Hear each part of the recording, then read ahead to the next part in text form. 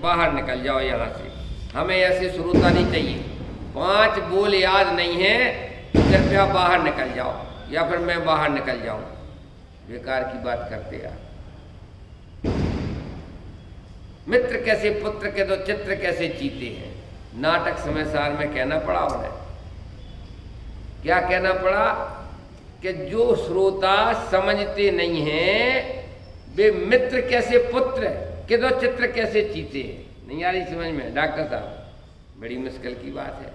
मित्र कैसे पुत्र, माटी के पुतले बैठे हैं, इसका नाम है मित्र कैसे पुत्र।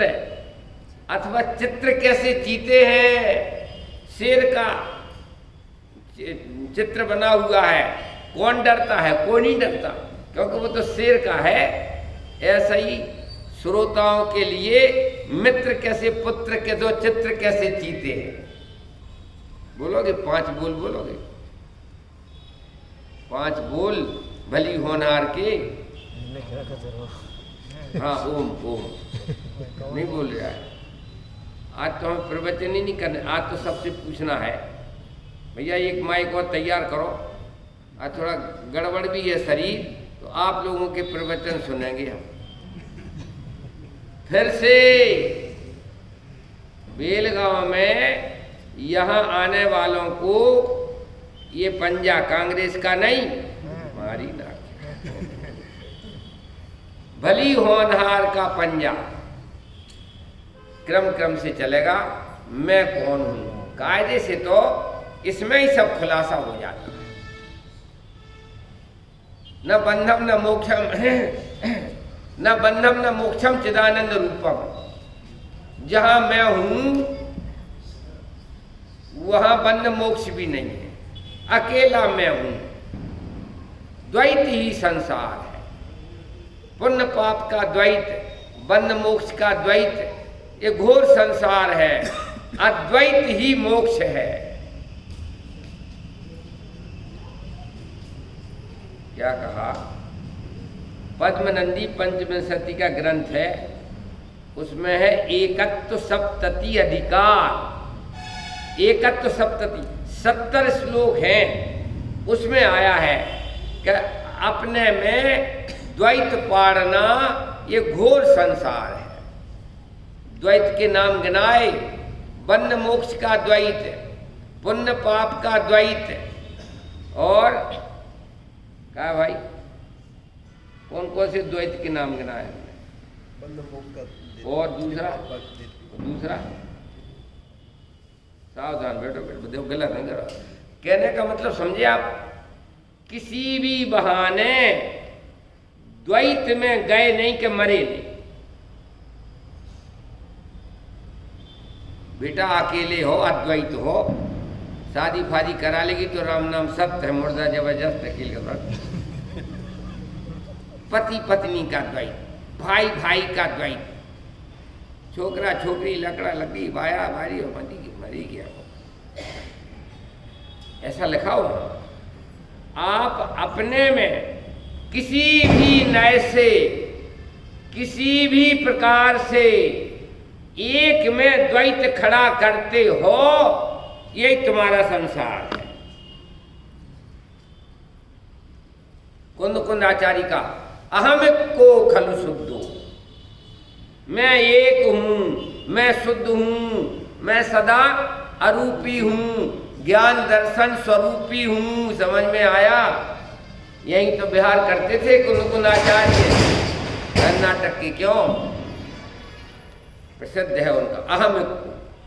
अकेला हूं, अकेलापना वरदान है कि अभिशाप है? सोच समझ के बोलना भाई साहब। अकेलापना इस विश्व में प्रत्येक द्रव्य एकाकी एकत्व लिए है। अकेलापना वरदान है कि अभिशाप है? क्यों है? क्या बोले? लेकिन इतने धीरे धीरे से बोलता है यार।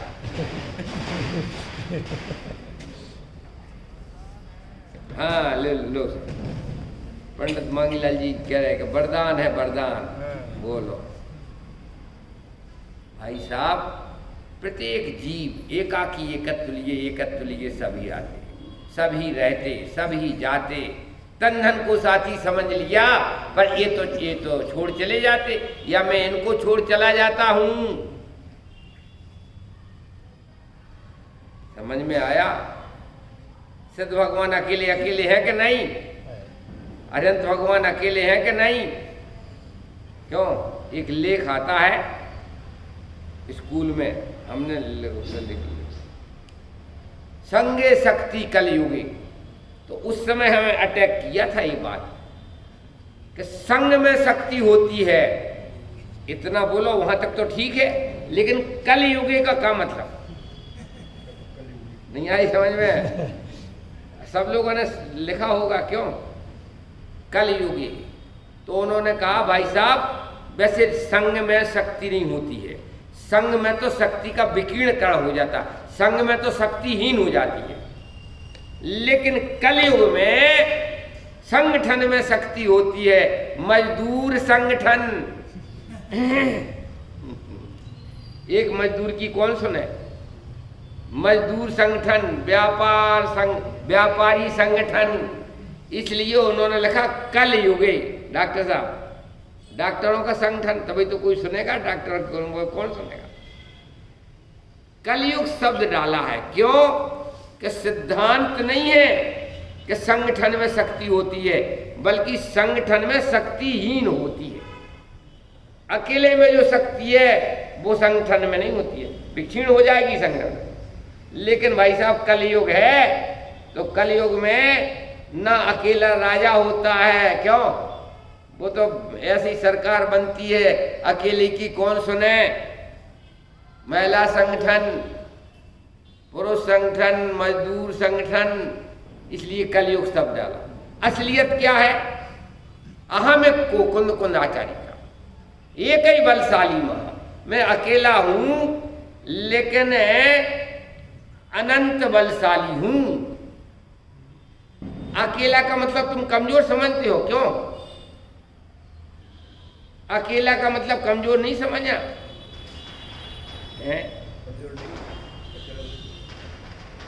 6 द्रव्य की व्यवस्था एकाकी एकत्र, तीसरी गाथा है कि नहीं? एकाक के हैं सर्वत्र सुंदर लोक में, एकत्व निश्चय गत समय, सर्वत्र सुंदर लोक में, उससे बने बंधन कथा, जो विरोधनी एकत्व में। अकेलापना शोभा देता है, और दुकेलापना तकेलापना क्यों?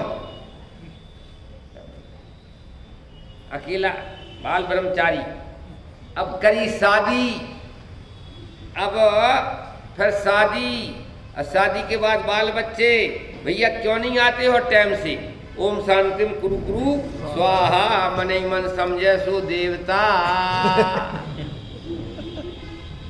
नहीं, हम किसी से कुछ नहीं कहना चाहते, हम तो अपने सिद्धांत की बात कर रहे हैं।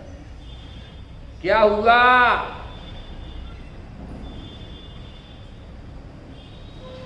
अकेले में जो शक्ति है वो दो में द्वंद्व सदा बस है, दो में दुविधा होए, आप एक निर्द्वंद है, बस मन की दुविधा को। अकेले पने के लिए लोग वक्त तरसते हैं। हाँ भैया रमेश जी, अकेले पने के लिए तरसते हैं।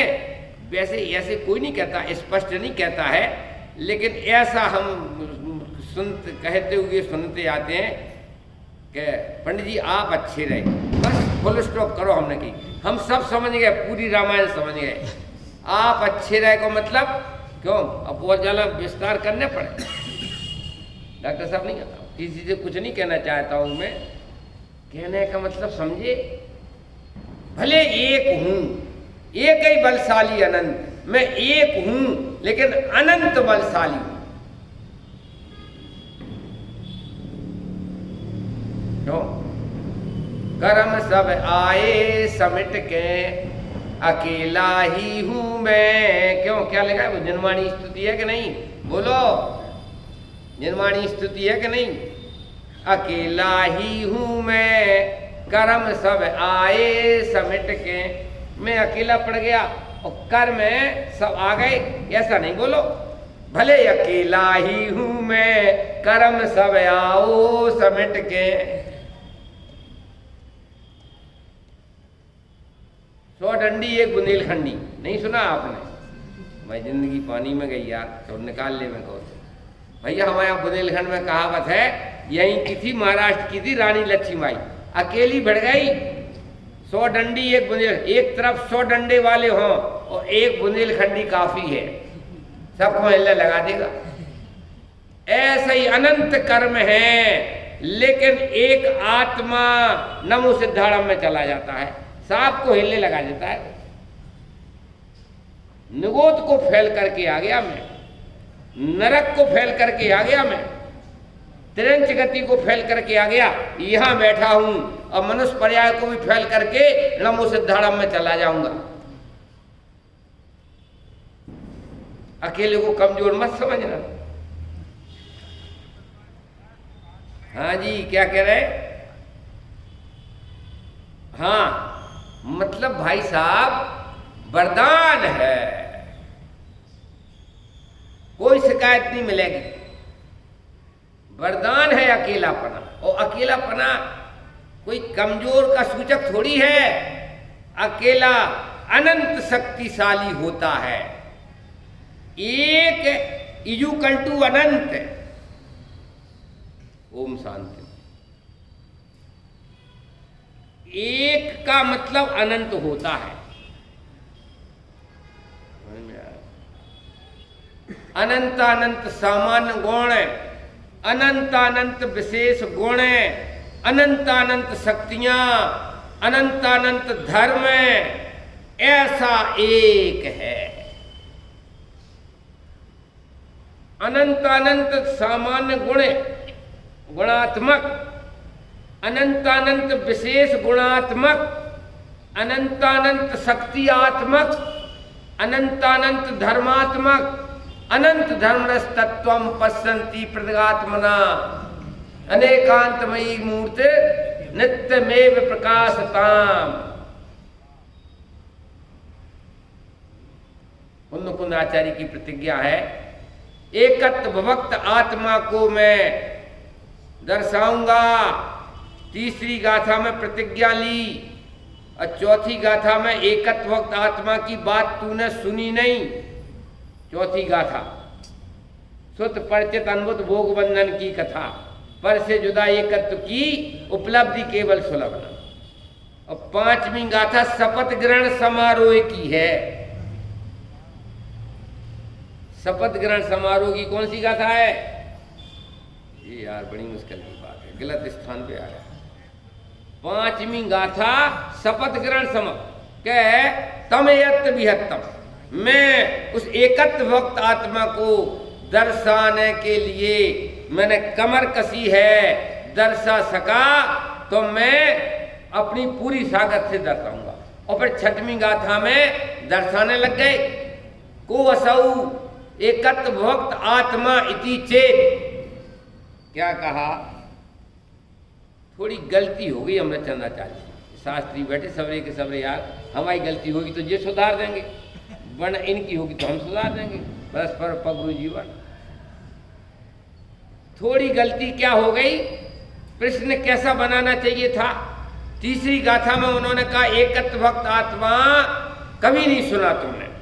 चौथी गाथा में कहा कि वो एकत्व भक्त आत्मा की बात ही नहीं सुनी, बाकी तुमने श्रुत परिचित अनुभूत भोग नंदन की ग्रंथ। और पांचवी गाथा में शपथ ग्रहण कि मैं एकत्व भक्त आत्मा को दर्शाऊंगा। और जब दर्शाने लगे तो थोड़ी चूक हो गई। को असौ एकत्व भक्त आत्मा इति चेत लिखना था कि नहीं? नहीं आई समझ में बाबूलाल जी? अब क्या बगाड़ को शास्त्री कर लो, अब भी हो सकते हैं बेकार की बात करते हैं। वो असौ शुद्धात्मा इति चेत, वो एकत्व भक्त की प्रतिज्ञा ली और जब एकत्व भक्त को दर्शाने लगे तो शब्द बदल दिया।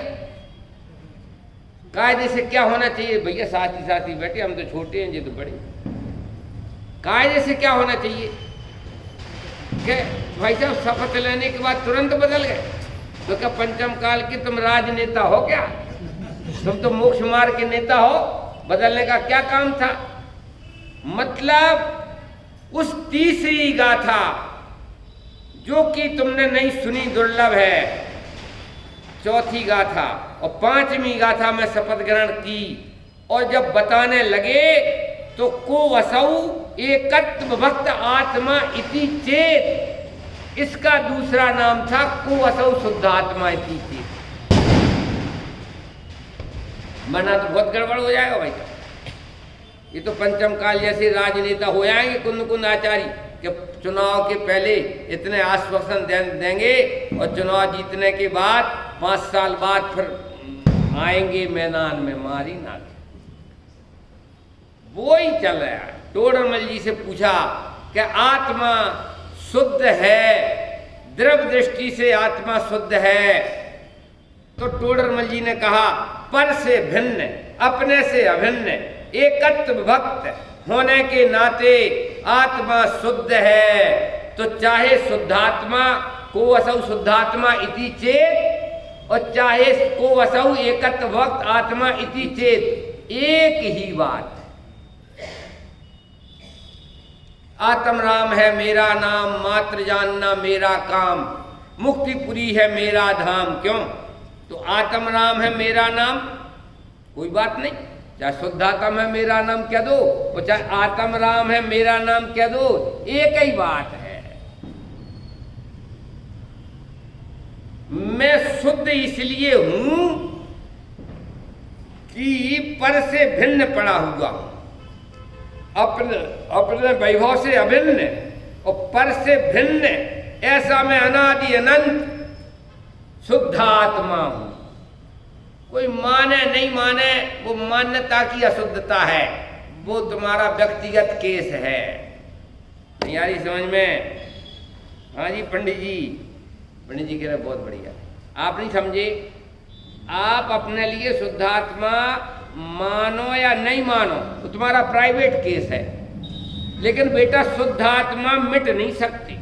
कान खोल के सुन लो, क्योंकि शुद्धात्मा का मतलब है पर से भिन्न, अपने से अभिन्न। अरे प्रत्येक वस्तु 6 द्रव्य है ना, इसलिए अनादि अनंत जिंदा है कि पर से भिन्न और अपने से अभिन्न है। 6 द्रव्य शुद्ध हैं। क्यों? कि पर से भिन्न अपने से अभिन्न है। पुद्गल भी प्योर पुद्गल है। क्यों? कि परमाणु पर से भिन्न अपने से अभिन्न है। धर्म आकाश काल भी देखो भाई, सरल है तो इतना है। क्या कहा? शुद्धात्मा सरल है तो इतना है, और कठिन लगता है तो जितना तुमने कल्पना की है उतना कठिन है, बाकी कठिन नहीं है। पर से हूं भिन्न सदा और श्वास से अभिन्न सदा, और शुद्ध रूप लख अपना फूला ना समाऊं, चैतन्य आरूपी पे बाली बाली जाऊं, चैतन्य आरूपी पे बारी बारी जाऊं।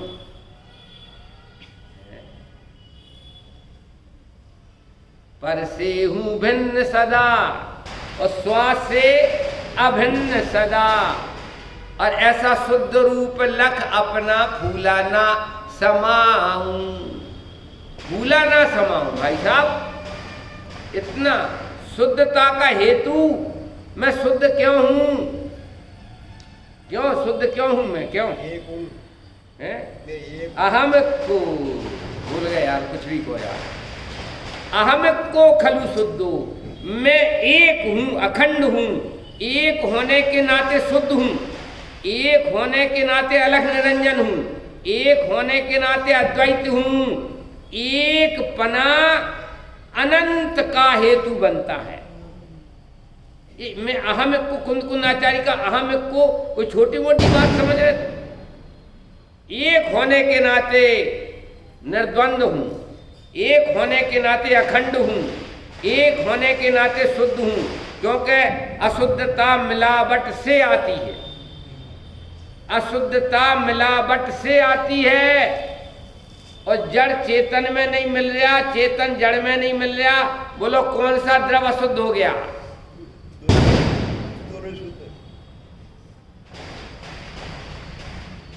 नहीं आ रही समझ में भैया? 2-3 बातें हमने ऐसा पहली बार देखा। ऐसे दूर दूर बैठते हैं कि चाहे रोले में चाहे सोले में, क्या पंडित जी थोड़ी देर कहीं नहीं होता। हमारा बिल्कुल बिल्कुल आमना सामना होता है। आ जाओ बेटा मैंने।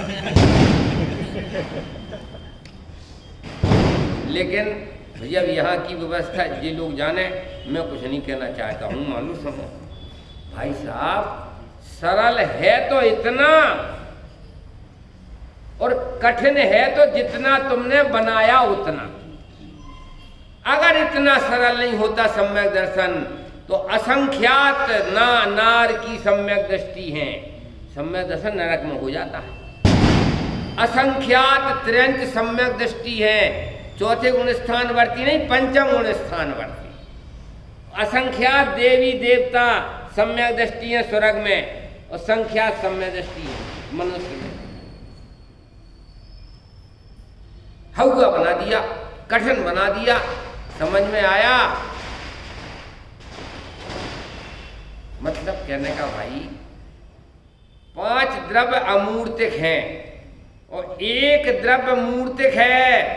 बोलो कोई नहीं बोलेगा, जिससे पूछेगा बताएगा, और जो नहीं बता पाएगा सही रात भर खड़े रहना पड़ेगा उसे। कितने? 1 द्रव्य मूर्तिक है, 5 द्रव्य अमूर्तिक हैं। उस 1 द्रव्य का नाम लो तो कौन सा द्रव्य मूर्तिक है? बोलो। स्कंद परिणाम, पुद्गल का स्कंद। 1 द्रव्य मूर्तिक है तो कहते 1 द्रव्य तो जीव ही मूर्तिक होगा। अरे भाई साहब, 1 पुद्गल द्रव्य मूर्तिक है, बाकी बहुमत तो हमारा है। बहुमत किसका है? बोलो। 6 द्रव्यों में भी बहुमत किसका है? बहुमत मेरा है। अमूर्तिक द्रव्यों का बहुमत है। जीव, धर्म, अधर्म, आकाश और काल, ये सब अमूर्तिक हैं। एक बेचारा पुद्गल मूर्तिक है। और उन अमूर्तिक में भी समझदार कौन सा अमूर्तिक है और ना समझ कौन से अमूर्तिक हैं। जीव समझदार है, अमूर्तिक समझदार जीव है। बाकी धर्म, अधर्म, आकाश, काल, ये ना समझ अमूर्तिक। सब बातन पूरा, काई बात अधूरा। अमूर्तिक की परिभाषा क्या है? बोलो, कौन बताएगा? अमूर्तिक किसे कहते हैं और मूर्तिक किसे कहते हैं? बोलो। चाबी दे देना, हमें चाबी दे देना भोजनालय की। भोजनालय की चाबी लाओ। सही जवाब नहीं आएगा तो ताला बंद। अरे वो नीचे तो शरीर की खुराक है, यहाँ आत्मा की खुराक है। तुम शरीर नहीं हो, आत्मा हो। अमूर्तिक और मूर्तिक की परिभाषा बोलो। हाँ भैया, हमारे बेंगलोर वाले भाई साहब या डॉक्टर साहब, 2 ही मिलके बोल दो। चलो, अमूर्तिक द्रव्य किसे कहना और मूर्तिक किसे कहना? जिसमें स्पर्श, रस, गंध, वर्ण, गुण आदि गुण पाए जाते हैं वे मूर्तिक हैं, और जिसमें स्पर्श, रस, गंध, वर्ण आदि गुण नहीं पाए जाते हैं वे अमूर्तिक। तो मैं आत्मा जीव अमूर्तिक हूं। क्यों? मेरे में स्पर्श, रस, गंध, वर्ण, गुण नहीं। धर्म, आकाश, काल अमूर्तिक है, क्योंकि उनमें स्पर्श, रस, गंध, वर्ण, गुण नहीं है। एक पुद्गल मूर्तिक है, क्योंकि उसमें स्पर्श, रस, गंध, वर्ण, गुण है। मैटर कहते हैं, मैटर। डॉक्टर साहब, मैटर कहते हैं। शरीर मैटर से बना हुआ है।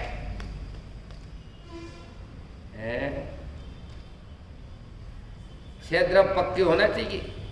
नियम सार के हिसाब से 6 तत्वों के नाम गिनाइए। भैया क्या नाम? नीतेश भाई, क्या नाम? स्वधर्माचार्य, अक्षय सार। नियम सार के हिसाब से 6 तत्वों के नाम गिनाइए। बोलो। राजीव के अलावा सर हैं? बोलो बाबूलाल जी क्या बोलते हैं ना राजीव के अलावा सब हैं?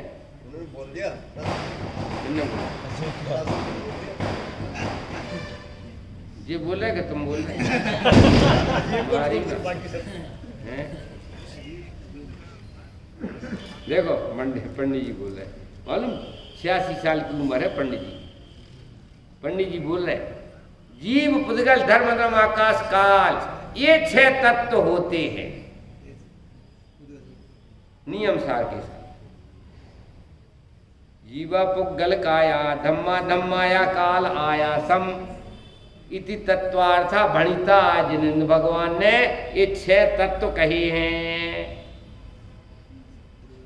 और तत्वासूत में जीवा जीवाश्रव वन सम्मान निजरा मोक्षा तत्तम और समय सार में 9 पदार्थ जीवा जीवाश्रव बंध पुण्य पाप सम्मान निजरा मोक्षा तत्व। अब नियम सार जो है वो कुंद आचार्य की प्राइवेट डायरी थी। अपन लोग तो उनकी प्राइवेट डायरी को छपा करके लाभ ले रहे। बाकी लिखा है कुंद आचार्य ने लिखा नियम सार में कि अपने वतन में रह करके निज वतन में रह करके जो भोग भोगते हैं हम तो भैया ये नियम साल अपने भावना निमित्तम अपनी आत्मा की भावना के निमित्त से लिख रहे। तुम्हारी ही प्राइवेट डायरी नहीं कहलाई। नहीं आ रही समझ में? कहा भाई भाभी शास्त्री अगली साल तो तुम शास्त्री करने वाले हो भैया ऐसा क्यों किया? इतने शास्त्री बैठे भैया ऐसा क्यों कहा? क्योंकि इष्ट अनिष्ट बुद्धि वो संसार है और तुमने 7 तत्व पसारे। इसमें अनिष्ट आश्रव बंध पुण्य पाप अनिष्ट हैं और सम्मान निजरा मोक्ष इष्ट हैं। मारी नाख्या शास्त्री लोगों के लिए है, प्राइवेट बात चल रही है। क्या मतलब हुआ? हमारे तत्वों में हे उपादेय के विकल्प की कोई गुंजाइश नहीं, हे और उपादेय की कोई गुंजाइश नहीं। अल्लाह मियाँ बड़े सयाने पहले ही काट लिए चारा ने। हमारे तत्वों में तुम विकल्प ही नहीं कर सकते हो कि कितने तत्व हे हैं छोड़ने योग्य हैं और कितने तत्व उपादेय हैं ग्रहण करने योग्य हैं। ना रहा बांस और ना बजी बांसुरी। इसलिए प्राइवेट डायरी नियम सार में उन्होंने 6 द्रव्यों को ही 6 तत्व कह दिया। अच्छा 6 तत्वों में कितने हे हैं कितने उपादेय हैं? जवाब तो आता नहीं। देखो हम बताएं ऐसे लोग जो जवाब नहीं देते हैं ना ऐसे लोगों का नाम मालूम क्या है? चिटाई फाड़ श्रोता।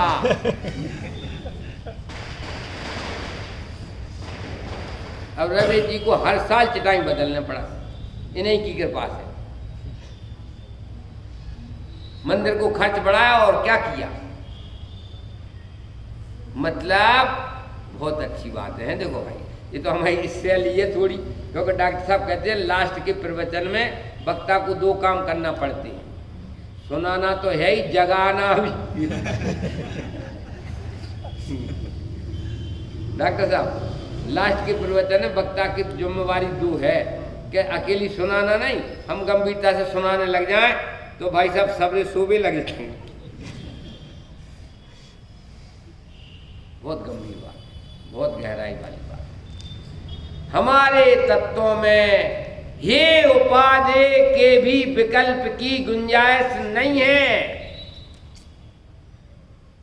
ये उपादेय घर में कर रहे थे कि वो बड़ा लड़का आज्ञाकारी है इसलिए उपादेय है और छोटा लड़का आज्ञा नहीं मानता इसलिए हे है। ऐसा ही आश्रव बंध हे है, असम्मान निजरा मोक्ष उपादेय है। और क्या जावाणी के ज्ञान से कहीं सूझे नहीं, मरी गया। 2-3 दिन की बात हो रहा है कि भाई साहब भुगत लो, और कहा जब बुलाया तो फिर सुनने तो पड़े। बहुत थोड़ा विचारशील बात है। मैं ही मैं हूँ, मैं ही मैं हूँ, मेरे सिवा कोई है ही नहीं। देखो अद्वैतवाद है। अद्वैतवाद में वो क्या कहते हैं, एको ब्रह्मो द्वितीयो नास्ति, विश्व में एक ब्रह्म है, सारा विश्व ब्रह्म स्वरूप है, ब्रह्म के अलावा विश्व में कुछ नहीं है। इसका नाम अद्वैतवाद।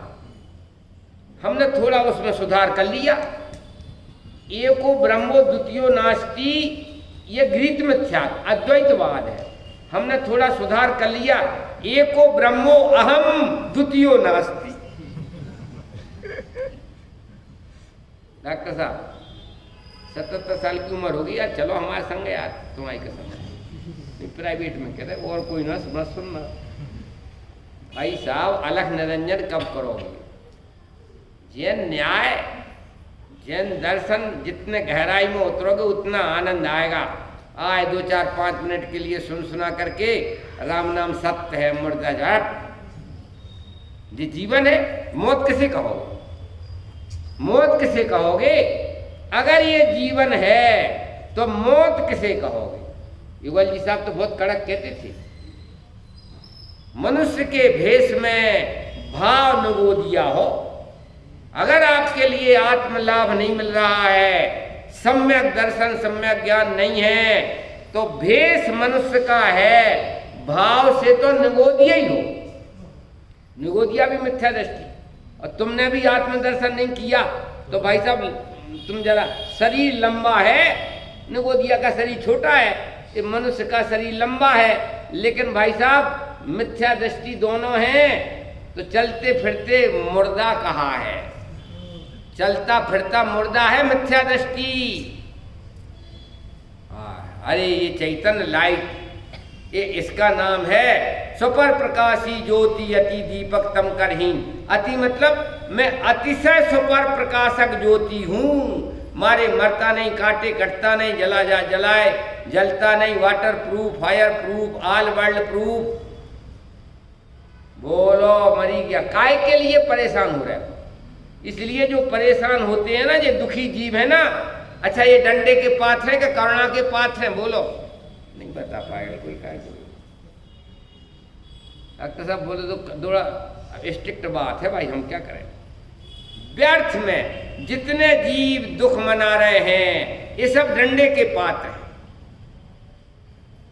कहूं बजा कर ढोल, दुखों को लेते हो तुम मोल, कोई नहीं तुम्हें दुख देता। कहूं बजा कर ढोल, कंचन और कामनी पाकर करते खूब किलोल, दुखों को लेते हो तुम मोल।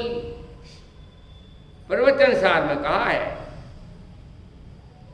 दुखी तिरंचों पर और दुखी मनुष्यों पर मोह बुद्धि पूर्वक, एकत्व बुद्धि पूर्वक की गई करुणा अथवा अकरुणा, उनका जो है सो है, तुम्हारा अज्ञान है, मिथ्या दर्शन है, मिथ्या ज्ञान है, मिथ्याचार है। तुम कैसे दुखी हो? क्यों बाबूलाल जी? शरीर काम नहीं करता, तुम्हारे बाप का है शरीर। तुम कैसे दुखी हो? कि पत्नी की तबीयत खराब है। तुम कैसे दुखी हो? तो बच्चे की तबीयत खराब है। बताओ, अब इनका दुख कम मिट जाएगा और पसरते जाओ। देखो जी, जो नेता होते हैं, रामन्ना जी सुन लो, मोक्ष मार्ग के नेता तो दुखी होते नहीं। और जो नेता है ना, मोदी, नरेंद्र मोदी जैसा, हराम के कोई तकलीफ होती हो लिखवा देता है कि संवेदना है मोदी जी की। मजाल के काय के समझ, आराम से मसर लिखा पढ़ी तो जाएगी। ये घटना घटी है, संवेदना प्रकट करते हैं मोदी जी। मोदी जी को पता नहीं है कौन मरा कौन जिया, काय की समझते। एक बढ़िया कार्ड है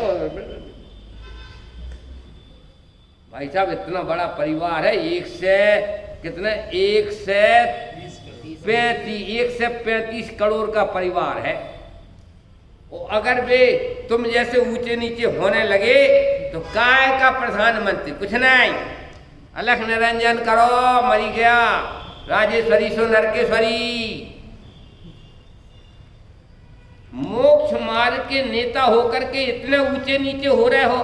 इस संसार के नेता इतने ऊंचे नीचे नहीं होते हो और तुम मोक्ष मार्ग से नेतारम, मोक्ष मार्ग के नेता बनने जा रहे हो। और एक एक मिनट में क्यों बेलगांव वालों की प्रशंसा कर दे। मेरे साहब का क्या पूछना साहब, हमारे अक्षर शास्त्री तो साहब तो क्या पंडित जी 2-4 दिन और रुक जाओ। क्या अक्षर शास्त्री तो बिल्कुल बेकार खराब आदमी है। कि पंडित जी प्रोग्राम क्या है जाने का, इतने कमजोर। अभी तो भाई साहब तन बिदारे घर ते निकारे, तन बिदारे बहुविध करे, वहां तक तो विकल्प करना ही नहीं।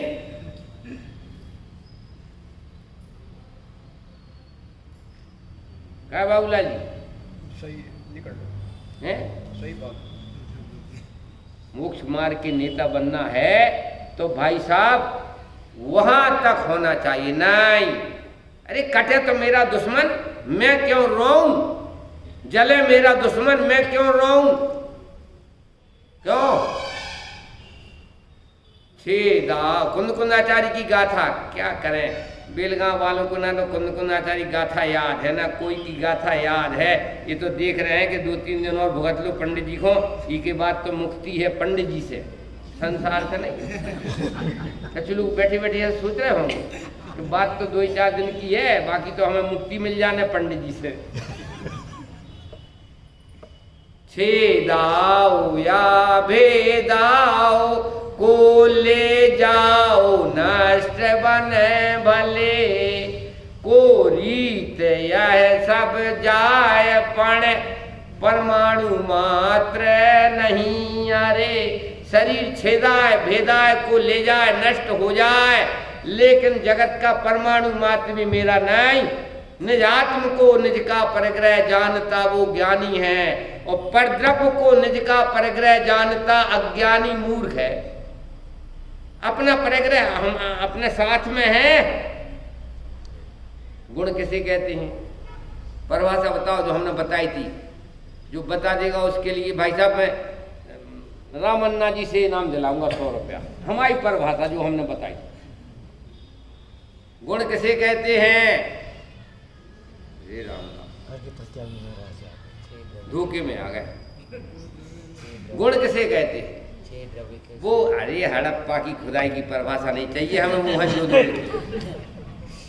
ये तो मोहनजोदड़ो की हड़प्पा की खुदाई की परिभाषा है। तो द्रव के संपूर्ण भाग में संपूर्ण अवस्थाओं में रहते हैं, वो उसका क्या मतलब होता है यार। हमें तो बिल्कुल अप टू डेट सुखी रहने की सुविधाओं को गुण कहते हैं।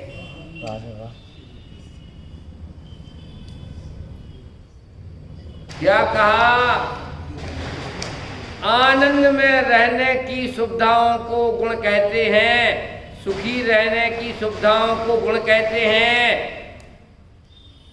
आनंद समझ में आया ना, सुख के स्रोत, सुखी रहने के स्रोत का नाम गुण है।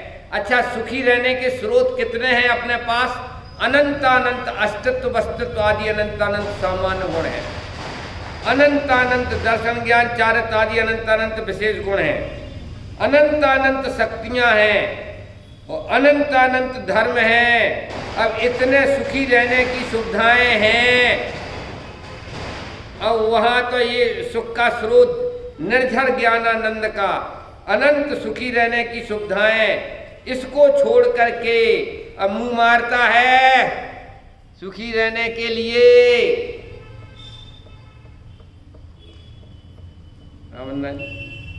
क्या एक बार रमेश जी मैंने क्या दिल्ली में गया, दिल्ली में तो यार वो क्या हुआ कि ये शरीर डिस्टर्ब कर रहा था।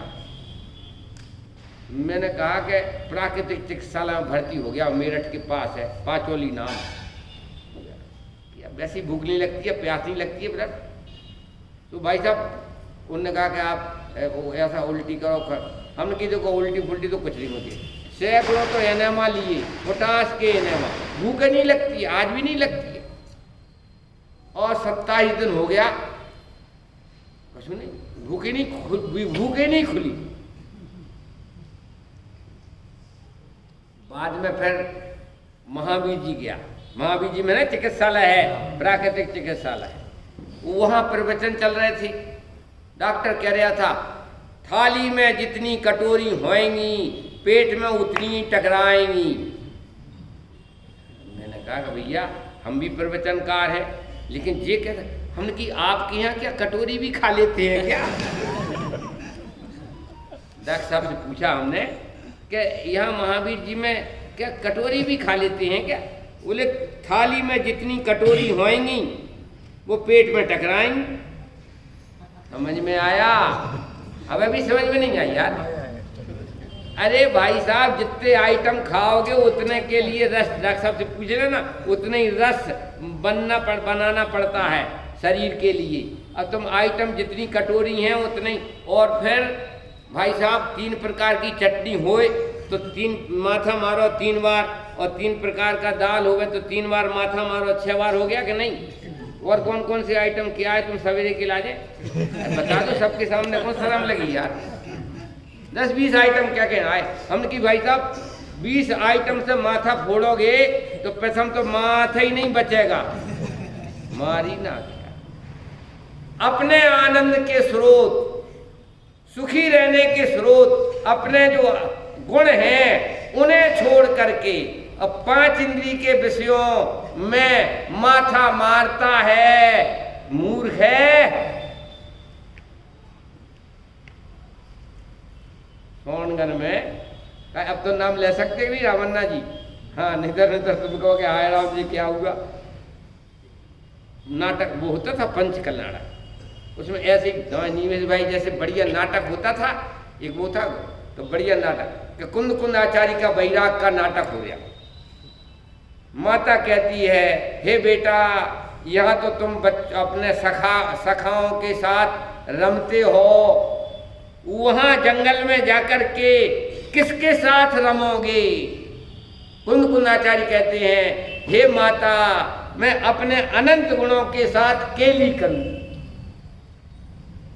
नाटक में उन्होंने कहा कि हे माता अभी मैं बच्चों के साथ अपने सखाओं के साथ सखा के साथ रमता हूं, तो प्रश्न करती है माता कि जंगल में जाकर के किसके साथ रमोगे?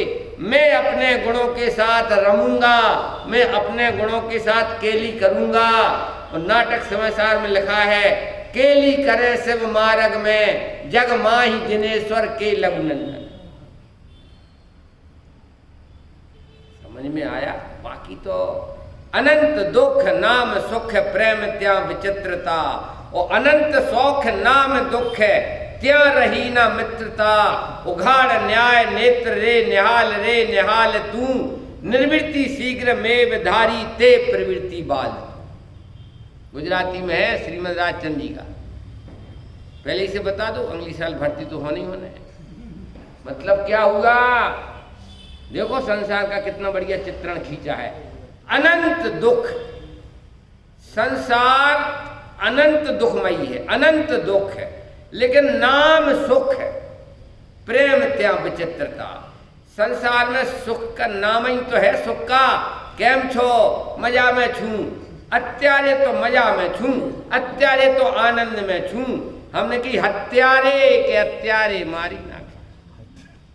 अनंत दुख नाम सुख है, प्रेम त्या विचित्रता, और अनंत शौक।